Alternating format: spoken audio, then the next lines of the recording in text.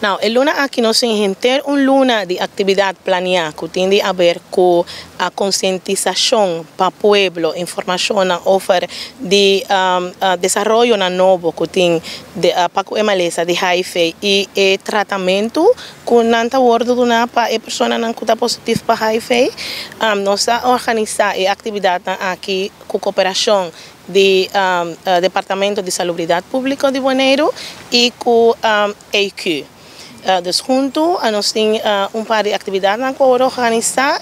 Nós temos dois focos. O primeiro foco está hospital, dos updates para a enfermeira, caminho com a também da rainha que conosco tem em matéria de HIV com o tratamento, e nós está o foco também é privacidade.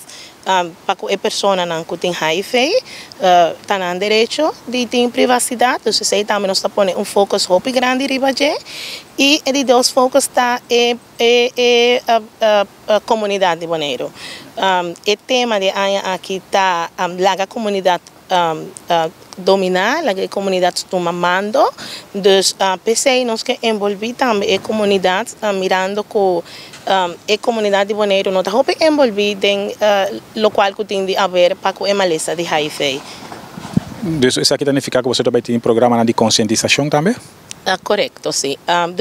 Nós também tour rádio, nós também temos media tour, caminho que nós também para oferecer o tópico de HIV, então a pessoa não tem chance de chamar, se pergunta. Então, não está chama, é bom de rádio tá com a pergunta não me certa live, então não está escuta bostem, não sei quem está chama se pergunta, então bota papia com uma pessoa, bota se pergunta, está hora nota, está hora puntar na nós, então esse é amigo um colega de mim de botica também fazê-lo.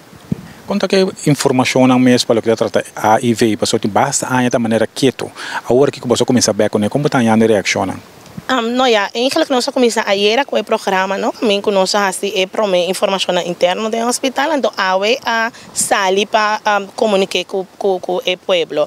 Em verdade, os últimos 3 anos nós não fazemos nada, passou nós estava também com o Covid, então nós não podemos fazer nada, talvez aqui nós decidimos, nós estamos fazendo inteiro luna, normalmente nós estamos fazendo semana.